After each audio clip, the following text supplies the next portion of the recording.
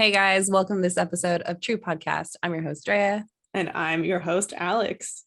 And thank you guys for following us this season. Today is Alex's turn to share her topic of choice. But before we do that, Alex, how was your week? Well, I guess last 2 weeks, right, since we skipped for a while, it's been, and I think you could probably relate to this a lot, it's been very busy. Just like so much going on. A lot of good things, a lot of work things. We had welcome week for our students to come back to campus, which is the first time since March of 2020 they're coming back to campus. So that's a really good thing. And was there for orientation over the weekend.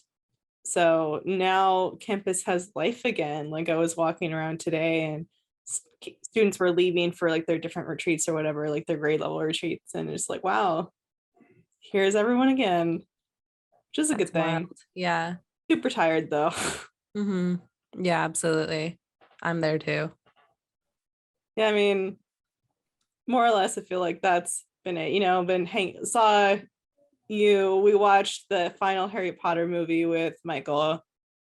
So that was a good time. Which I feel like there's a lot of like closing of chapters that I have like to report back as far as like, my week update goes, because there's that, right? And then today in the mail, I finally got my fixed title. Nice. That's awesome. So all finally of you closing that. Yes, all of you who've been following that saga, everything with my car is finally good. After all this time, let's see, we're in August of 2021, and it's been since May of 2020. So definitely over a year, like a year and a half almost. Yeah. So, whatever. Actually, I watched a movie with Michael last night on Amazon Prime. It's a Chris Pratt movie. It's called The Tomorrow War. Yeah, have you seen it? I have seen it. I did not like it. It was really cheesy. I'm surprised that I didn't like rant about this movie to you, because after I watched it, I like found any and all people that I could rant about it to, and I like gave them the whole lowdown. I ultimately think it's okay. I think it's worth one watch. They lost me twice in the storyline, but then regained me. But I think it was definitely an hour too long. Yeah, I can see that. I think, this is the weird thing where streaming services are releasing their own, original content, which is cool. And there's been a lot of cool things that come out of that. However, this is not one of them. This kind of felt like, it's supposed to be, a really good movie, but it ended up kind of being like a B-level movie, I kind of feel. Because I feel like, where it really lost me, because it lost me in a lot of places, but where it really, really lost me was at the end, where like he has the voiceover talking about how he's never going to leave his daughter and whatever. I'm just kind of like, really? That's it after this whole thing? Like, that's the thing you're going to say? I have issue with it. That part for me wasn't so much the like a breaking point. For me, it was more like the aliens, and how for a while I was like, how do you mean to tell me that these aliens somehow like are smart enough to man a spacecraft, and yet we see them being like very like rudimentary and just like food driven? And then when I realized it was a monster movie, not an alien movie, I was like, okay, I'm on board. My biggest complaint is that like I just feel like the whole middle part of the movie is unnecessary. Yeah, it kind of does feel that way. Okay, so not to, spoil this for everyone who's out there, so I guess skip ahead if you don't want to hear about this movie.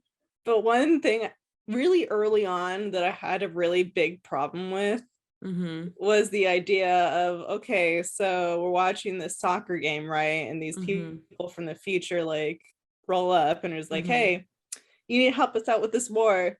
And then it skips ahead and everyone's just like, yeah, let's do it, Like, no, I feel like the process to getting from, we've arrived to we're enlisting citizens, like a forcible draft on the citizens for this war. It's kind of like, I feel like the journey from here to there is really important. I mean, I definitely feel like they could have elaborated on that and then scaled back on the whole like daughter component of the story. Like, I get that they were like, we got to make a twist, but I'm like, first of all, I guessed that from miles away. Second of all, it's not even that interesting of a twist. No, I called the thing about the daughter pretty quickly, and I'm just like, this is how it's going to be. But anyway, whatever. But really quick though, speaking of this movie, I have to send you this video because like me and my friends from Whittier, we like on occasion will like assign movies and then we like discuss them. And so this was one of the movies that they like assigned. That's why I watched it. And then my friend sent us this like video of like advertisement for this movie in Japan. And he was like, man, nobody advertises quite like Japan. And it's like this car that's driving around and like the whole back of it is like glass. And they have like, they made a life-size like animatronic alien or like monster or whatever. And they were like driving around the city with it like all caged in the back. I'm like, dang, that is good advertising. For sure. That sounds really cool. I'll send it to you. I like that. That actually kind of reminds me though, not that you'll care so much about this, but I think it was like the best thing ever. So a while ago, because it's been surely over a week ago. But Michael sent me the trailer of a new Star Wars series that's going to be released. And legit, don't make the face at me. Okay, but legit, it's done in the style of anime. Oh, I think I actually know about this because they were talking about it on the Fake Doctors Real Friends podcast. I don't remember what it's called, like right here, like sitting here, but I watched the trailer for it. I was kind of like, dude, yes, this is what I've been waiting for. It looks so cool. And then I immediately sent the trailer to Jake and Ashley and was kind of like, this is what I've been preparing you for this entire time. I mean, I've been training you for this day. I can sit here and say like that sounds cool to like Star Wars fans. I feel like it's cool. For me, I don't care, but it sounds cool. Anyway, that's really all I have. So what about you, man? How's it been? Well, I'm going to stay positive. Not that anything has been negative, but like I'm just like so drained. Like doing student teaching and then doing like classes right afterwards and then starting coaching next week. I'm like, I am gonna wither away as a person. I'm so tired. And then on top of it all, my master teacher has a 0 period. So like I have to get to school at like 6:30. So I wake up every day at 5. And I'm like, yeah, I didn't sign up for this life. So it's been a struggle, but it's going really well. I mean, like I love my master teacher. He's so amazing. Like I'm learning so much from him. And I feel like we're just like bonding every day. So it's all good in the hood. I'm just tired. And then other than that, like the only like significant thing that's happened to me recently that I've actually tried to make happen to you, Alex, and it just hasn't happened yet, is I've fallen down a hole of being obsessed with the show Ted Lasso. All right. Yeah, you mentioned that. Yeah. So for anyone who hasn't seen the show, like here's my pitch real fast. And I didn't want to tell Alex about it because the show revolves around a soccer team. And so I knew as soon as I said sports, she was going to be like, I don't want to watch it. You know so what? That's not fair. That is what not sports a fair show assessment. do you want to watch? I feel like I probably have an answer to this. I have watched sports shows before. Like that's, By force. No. I have a really bad example right now. So just withhold like the major noises you're about to make. Like okay. Noises of frustration. So I watch a volleyball anime, right? That kind of counts. That does not count. Well, my point being is that I'm able to open my mind to it, you know, as long as it's not like about, you know, just only about like soccer. Like if it has other aspects to the story, then I'll get into it. It's not. And that's why I want you to watch it. So here's what it's about. And like, okay, here's the thing. So like 3 people had pitched this to me, like my friend Celine, who else? Somebody else. And then my master teacher. They're all just like, have you seen Ted Lasso? And I was like, no. And they're like, well, you need to. And then every single one of them like pitched me this exact same like synopsis of like the show and what it was about. And at first I was like, why did you tell me that? You just ruined the whole show for me. But like they didn't. Like after watching, I understand how they didn't. But anyways, so I'm going to tell you what they told me. So it's about a soccer team in London, like a club soccer team that this woman and her husband owned. But her and her husband are going through this like really messy divorce. And so she, in the divorce, like acquired the soccer team, and her like way to get revenge on him, because he cheated on her, her way to get revenge on him is to sabotage the soccer team, because it's like the one thing he cared about. So she goes and hires this guy, Ted Lasso, who he is like a youth football coach in America, like football, not soccer, like American football. Yeah. Ugh. He's an American football coach for like a youth team in like, I forget where, like Oklahoma or something like that. And this is like a professional soccer team? And this is a professional, like it's like Manchester United, basically. Ooh. And so she hires him as a way to like sabotage the club, but like she plays it off as like this club sucked anyways. We need to change the energy. Like I think that this is going to be like the big fix for it. But like she really knows that like, no, I'm trying to like run this club into the ground, right? Mm-hmm. But Ted is so like egregiously likable that like the plan doesn't go according to plan. I'm assuming that he does in fact turn the energy around and like makes his team spectacular or something. That's what I'm going to go out on a limb and just assume here. I'm not going to say anything. I want to say that the show is for sure realistic. Oh. So I wouldn't say that it's like this, like, oh my God, a person who doesn't know anything is going to turn this whole team around, you know? Mm-hmm. But it's definitely a feel-good show. Like there are episodes, because obviously it's like the main character is going through a divorce and like it's kind of sad, but like ultimately like the show is just so feel good. Like it's so cute. It's so like funny. The characters are really likable. Like it's just a really good show. And like I was telling you how it was nominated for 20 Emmys, which is like it broke like the record of like the most Emmys nominated for like a first season of a show. Yeah, I think out of one of those Emmys, like one of the nominations is going to Zach Braff, I think, for directing. Yeah, he directed the second episode, and then Bill Lawrence produces it. So it's like, is it funny then? It's really funny. Like it's really funny. I imagine it would be if it's Bill Lawrence. Yeah, I would say that it's more feel good than funny, but it's really funny. Like there's a lot of parts that are funny. All right. So. I mean, I don't have Apple TV. I know. Well, I told you we need to like stream it and we'll do like a watch party, whatever. Yeah. But how many episodes is it? The first season is 10 episodes, and then the second season is literally coming out right now. Like I'm waiting for Friday to see the next episode. Okay. So anyway. We'll see how it goes. That's that. But let's get into the topic for today, Alex. So this topic, and I decided to go with the theme of things suggested to me by Michael. Well, actually, he didn't suggest this one to me as much as he was talking to me about it. I'm just like, oh, that would be a good topic for the podcast. Mm-hmm. So here we go. It's talking about movie recastings, like when movies recast, characters. Topic. Yeah, I love this topic. I always talk about this with people. And I mean, I imagine that you're probably going to know some of these, so I'm not going to be fully educating you, but I'm going to also be going into the reasons behind some of the recastings. So maybe you don't know some of the reasons. So I guess we'll see. We'll see how it goes. Okay. I have about 8 going on here, and we can talk about it. And then maybe we could talk about a few honorable mentions that, we just have off the top of our heads. But anyway. Okay. So this one you definitely are aware of because you, like me, are super into, the Marvel Cinematic Universe, all that stuff. So Hulk. That's not the one I was actually going to talk about. Okay. I mean, but there is that.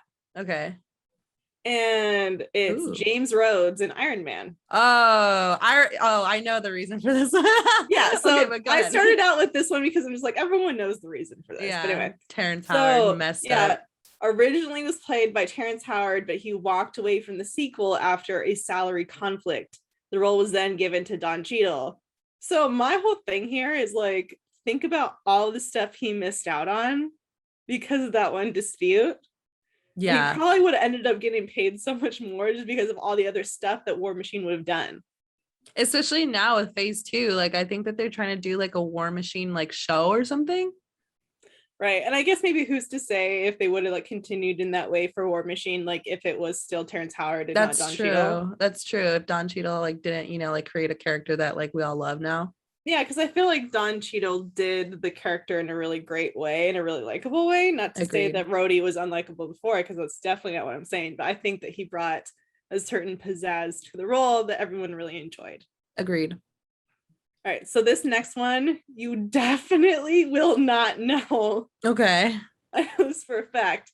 All right, so the Emperor in The Return of the Jedi, so Star Wars. No idea. So, yeah, exactly. Was originally played by Clive Revill, but was then played by Ian McDiarmid, something with a complicated last name that I can't pronounce. Okay. And he was added to the prequels, which, for some context, there's quite a bit of years between, Return of the Jedi and the prequels. So, and I think the person who played the Emperor, at the time was kind of pretty old. Died. Yeah, so there's that. But so due to George Lucas's really annoying to me habit of altering his movies, the Emperor from the prequels is actually digitally inserted into Return of the Jedi in the remastered version. Okay. So you'd have to have watched one of the original releases or own one of the original releases to actually hear, because it was with a voice who's the original actor, like it was played by a body double and then like original voice actor. But you'll have to see an original version in order to not see the prequel Emperor in the movie.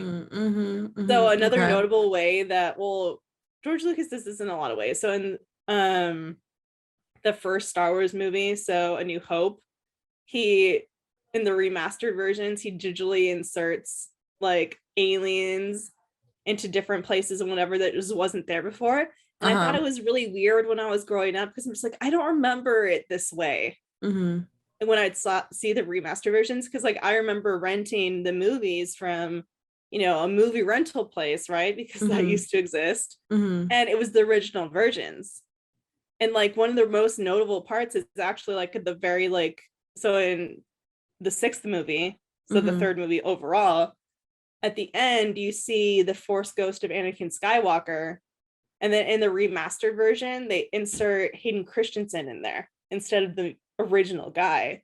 So I remember that like most clearly. I'm just like, all of a sudden, like, what is this guy doing here? What is this fool doing here? Because I really don't like Hayden Christensen because of this role. I was like, this is really annoying. And I don't love the idea of going back and changing your movies and like remastered versions. Okay.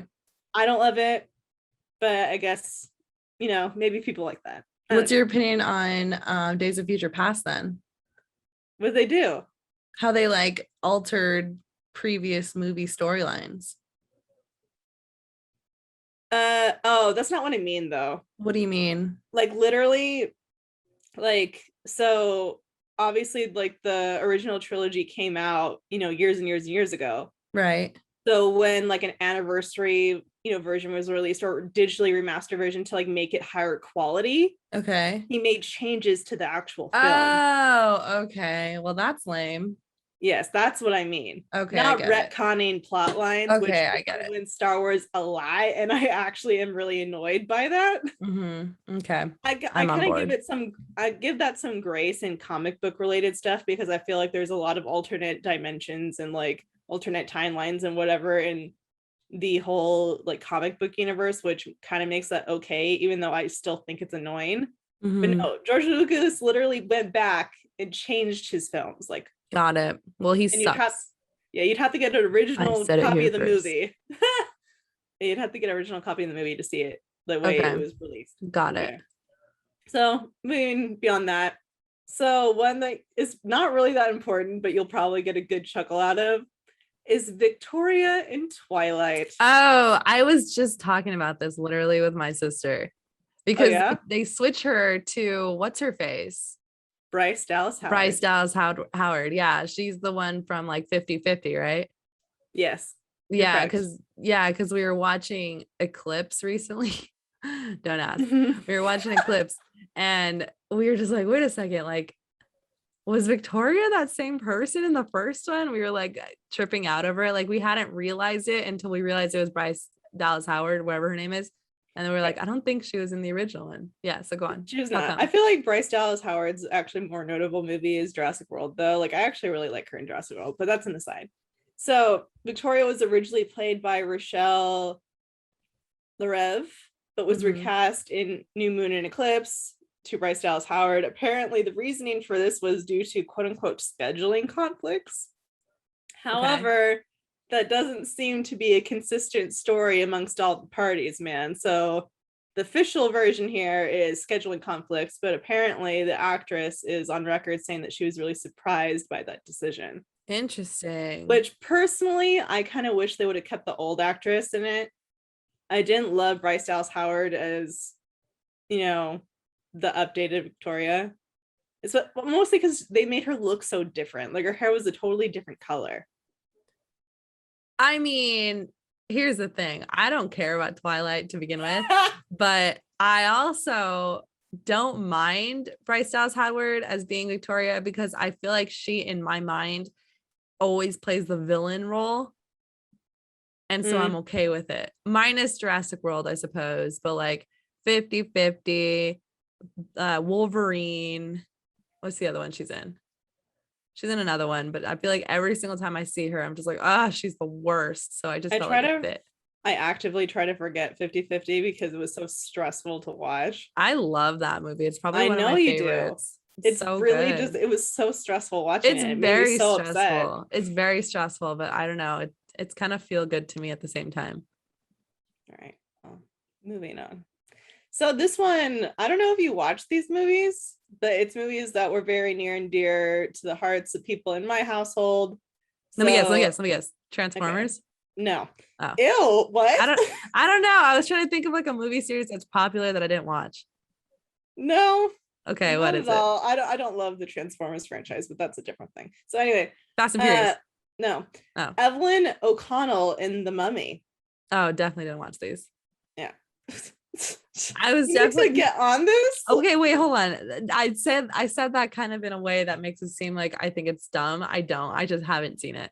I actually really like Brendan Fraser, so you should really watch it. At least so we'll get into it in a second, and then we can talk about how you need to watch this. But anyway, so Rachel Weisz originally played Evelyn in The Mummy and The Mummy Returns, so the first two movies, and did not reprise her role for The Mummy, Tomb of the Dragon Emperor, which that movie came out a considerably long time after the first two movies.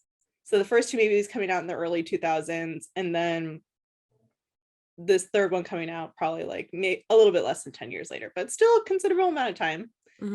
And it seems that Weiss declined the role for some unknown reason. The only thing that people really know is that she chose to walk away from it, which is kind of whatever, because the third movie was horrible. And then Universal ultimately decided to reboot the whole Mummy thing in 2017 with Tom Cruise, which also flopped. So, but I'll tell you what, The Mummy and The Mummy Returns were pretty legit.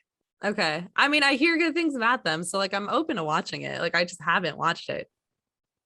And I'm just kind of like, do you ever really go to Universal Studios? I've never been to Universal Studios in my life. What? I don't know how you don't know this. I've told you this multiple times. You and Michael, man, both haven't went. Sorry. I haven't had a reason. Like nobody, whenever someone's like, you want to go to a theme park? I'm like, yeah, let's go to Disneyland. The end. Well, also, you know, with your propensity to get motion sick, I guess it's understandable. Because I feel like, you know, at Universal Studios, it's more straight up like rides. Yeah. Where I think that you probably would get a little bit nauseous. Absolutely. But on a side note, like a quick aside, I'm planning to get the Magic Key in October. So put it on your schedule. I don't know what that is. It's the new Disney Pass. Oh, okay. Am I to get a new Disney Pass? Is that what's happening? I mean, you don't have to, but I'm telling you, I am. So I figure you would. Yeah, I mean, you're probably not wrong. I just have to look into how much it costs. I'm probably gonna get the second tier, which I think is like 400. Oh, It's doable. Annually? Yeah. I'll look into it. We'll see. All right, so the next one. Sorry. You're totally fine. So the next one. Well, no, that would be an honorable mention because I know for sure that you know about that one. You and I both love Harry Potter, and if you don't know how the whole Dumbledore thing got changed just because the original actor died. Yeah. Which that one's not really that much of a like, I don't know. Shocker. It just he was a really old man. Okay, sorry. I'm taking away from your time. Go ahead. That's totally fine. So this one, I would be shocked if you had watched. Okay. Shocked. So Clarice Starling in the Hannibal Lecter trilogy. 100% have not watched it. But you know what? I'm actually interested in watching it. You should. Because during quarantine, on what streaming service? I forget. There was a streaming service that was like really, really like pushing Hannibal. And I was just like, what is this? And then I was like, for a second, like, maybe I should watch it. So I'm actually open to watching that. I know there was like a newer TV show associated with it. So there's that, but I would say to watch the movies. Okay. Especially Silence of the Lambs. So there is a new show. It's called what is it called? I don't know. There was one called Hannibal. No, but there's like one that just came out. It's called that sounds familiar. It's like, it's on the tip of my tongue. I'll think about it. Okay, continue. Anyway, so Agent Clarice Starling was originally played by Jodie Foster. I'm so sorry. Because you said it. It's called Clarice. Oh, is it really? The show is called Clarice. Yeah, sorry. Okay, tell me. Anyways, so it was played by Jodie Foster in The Silence of the Lambs, but then was recast to Julianne Moore in the second movie. So the reason being that Foster did not like the direction in which her character was being taken, which was really interesting, especially since I feel like a lot of recastings, like they go from one really great person to one kind of like whatever person. And this one, I'm just kind of like, Julianne Moore is a really good actor. So yeah. I'm not mad at that, Yeah. Like that's a pretty okay recasting.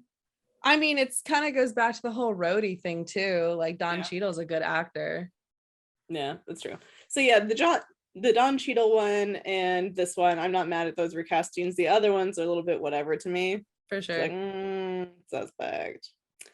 Anyway, but there's that. This one you'll have a particular interest in, and you may know the reason already, but you'll like this one. Tell me. Sabretooth in the X-Men series. Oh, okay. Yes, I'm here to talk about it. Okay. What's his face? What's his name? Liev Schreiber.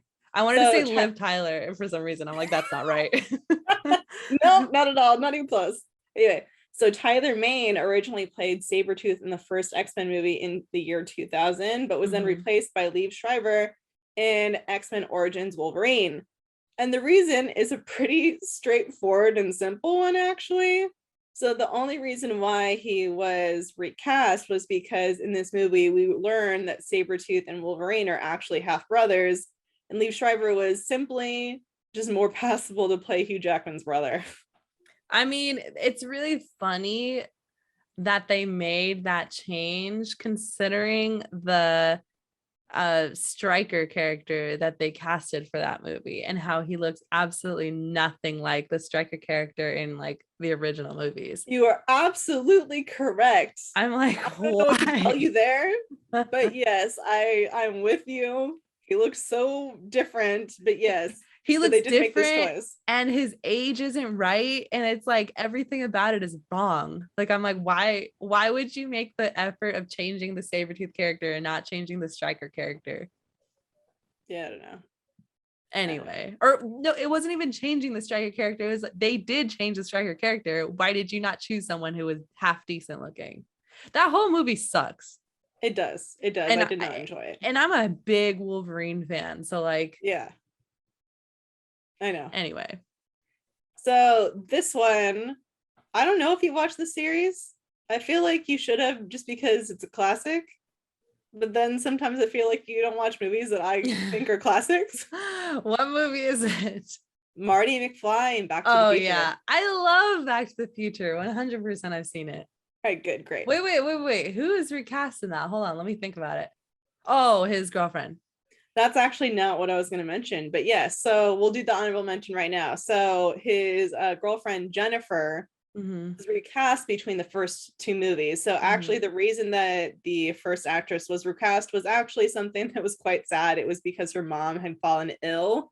Oh no! So she had chosen to, take that time off and take care of her mother. Oh, so it's kind of like claps to you for being a good human being. Yeah, I hope she was okay. You can appreciate that. But yeah, so was then replaced by a different actress thereafter, arguably a more popular actress actually. But no, so Marty Mcfly, not Jennifer, is what I'm talking about. So in the original plan for the movie, apparently they wanted Michael J. Fox from the beginning, but then he had some scheduling conflicts with family ties, so he wasn't going to be able to do the movie. So for 4 weeks, it was shot with an actor named Eric Stoltz. Oh, okay. So this is a recast that wasn't actually like seen on screen. Yeah. So these next two aren't going to be seen on screen, but they are definitely interesting because they were such classics that people would be like, "What?" Got it. So yeah, it was originally meant to be Michael J. Fox. There were scheduling conflicts, but then Eric Stoltz was used as a replacement, filmed for 4 weeks. But the powers that be decided that they would rather spend $3 million to reshoot so they can have their first choice back. I mean, they made a right choice. Absolutely. Because he is iconic, but imagine how awful that actor felt. Yeah. People are willing to spend $3 million to not have me play this role. That's so sad. Yeah. But I mean, we all can't argue with their decision because obviously Michael J. Fox in that movie makes the movie. Yeah, 100%. So good. Not him and Doc Brown. Doc Brown. What's Love his name? Christopher Lloyd. There we go. Oh my God. Really quickly. Are you going to say what I'm going to say? I don't know. What are you going to say? I was going to say, did you know that the guy who plays Ted in Scrubs is his uncle, is Christopher Lloyd's nephew? I did not know that. Also, Ted in Scrubs has passed. Yes, I know. So that's sad. But that's not what I was going to say. What were you going to say? I don't know why this popped in my head, but can we have a moment of silence for, and this is kind of like legitimizing what I'm about to say, but for what's his face? What's his face? What's his name? The guy who just died yesterday. There's someone who died yesterday? Yes, the guy who plays Mr. Fredrickson in Up. Oh. What's his name? I don't know what his name is. I'll have to look I know it up. what his name is. Was he famous? Yes. Oh my super God. Famous? Yes. Just give me a second. I'm looking it up right now. Relax. I'm gonna kill myself. It's Ed Asner. Asner. Asner. I knew What his else did he play? name. He was in the Mary Tyler Moore Show. Oh, apparently he was an elf too. Was he? He was Santa. I mean, he seems like a person who could play that role. He has a lot of entries on IMDb. I mean, I watched the Mary Tyler Moore Show with my mom for funsies, and so that's where he got his start in his acting career. Oh, well, I never watched that show, so I guess that explains that then. Because I was like, I don't know what you're really talking about, but I'm sorry. That's sad. Yeah, I was really sad. Anyway, sorry, that was just a tangent. Moment of silence for our fallen troops. All right, so the next and last one is another one that never actually made the screen, but you'll be very interested to know this one. I was interested in the Michael J. Fox one, but go on, hit me. Aragorn in the Lord of the Rings trilogy. Oh wait, I think I do know this one. Do you? I do, yeah, because Danielle told me because yeah. They started filming with, okay, you say. So it was originally supposed to be played by Stuart Townsend. He apparently spent 2 months training for the role and was told the day before filming was supposed to start that they were going to recast. And he didn't get paid at all for his time. I mean, I'm sure he was ripped. So is it really a bad thing? Well, I mean, think of all that he missed out on. I mean, you're right. But of all things that could go wrong, I feel like that's okay, so you're healthier, Yeah, in the in the article I was reading about it, actually, like apparently this actor kind of faded into obscurity afterwards. So like this would have been like a life-changing role for him. Ooh, that sucks. But also, I can't imagine anyone playing Aragorn other than what's his name? Viggo Mortensen. Viggo Mortensen, yeah. Which is really also funny because I was talking about this with my sister, and like she was saying how, and this is an aside, she was saying how like she's so attracted to Aragorn, but so not attracted to Viggo, whatever his last name is. Well, yeah, absolutely. I can understand that. That's an interesting concept to me that I actually like. I agree with. Okay, like what character applies, that whole thing applies for me is Doctor Strange and Benedict Cumberbatch. Like I am so attracted to Doctor Strange, and I'm so not attracted to Benedict Cumberbatch. Absolutely, I understand. Totally agree. Yeah. Interesting. Yeah, apparently the reason why Stuart Townsend was decided to not be the right person for this role is because they thought he looked too young to play Aragorn. Okay, I'll have to look him up. I mean, if we're really going by like the books here, I believe that, or maybe it was by the time that the whole series was supposed to be over in the books, like Aragorn was supposed to be like 80. Like either he started out the journey as 80 or he was old.